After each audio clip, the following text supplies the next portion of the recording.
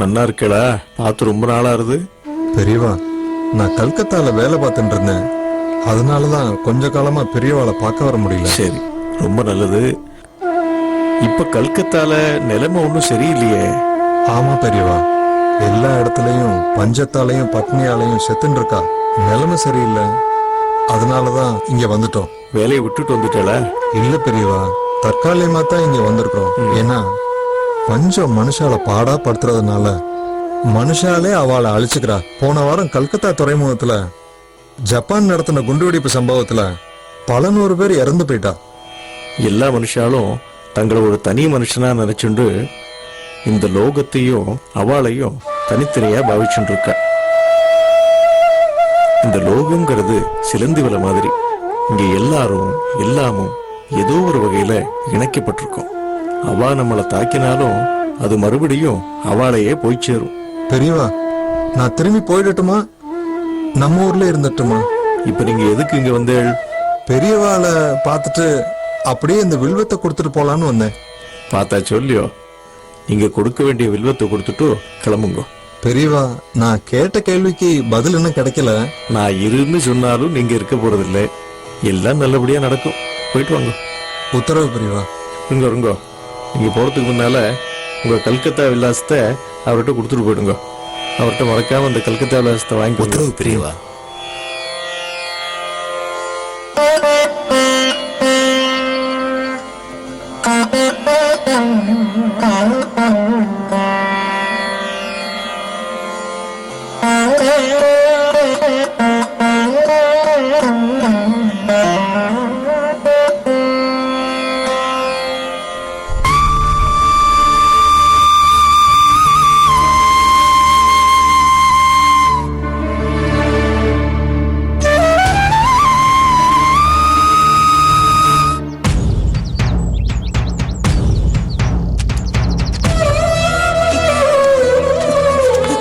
हमारा बाबा माता हमें कोना दा काजे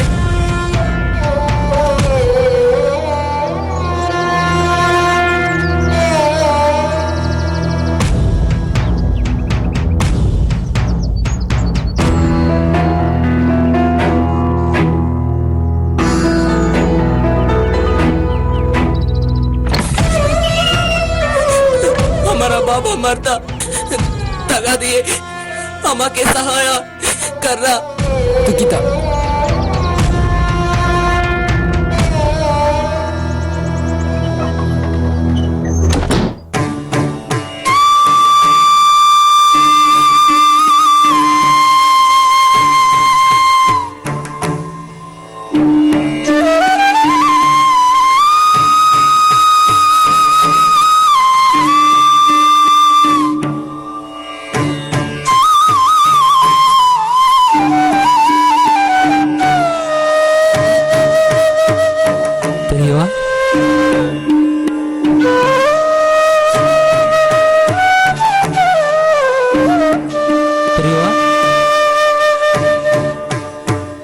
பெரியவா இன்னும் ஸ்நானம் பண்ணலையே.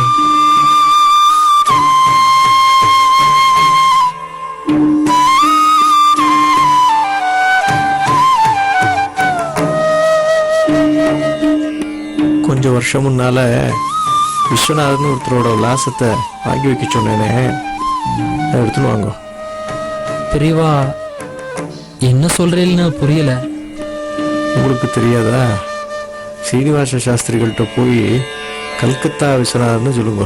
கல்கத்தா விஸ்வநாதனா பெரியவா? கல்கத்தா விஸ்வநாதன். பெரியவா, விலாசம் கேட்டேலே வந்துடுத்தா? முதல்ல ஒரு காரியம் பண்ணுங்க. 350 ரூபாய இந்த விலாசத்துக்கு மணி ஆர்டர் பண்ணிடுங்க. சரி பெரியவா.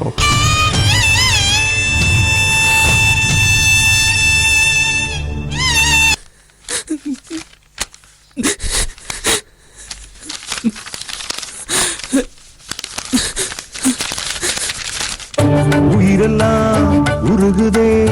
கிரி வழங்கும் மகான்களும் அதிசயம்.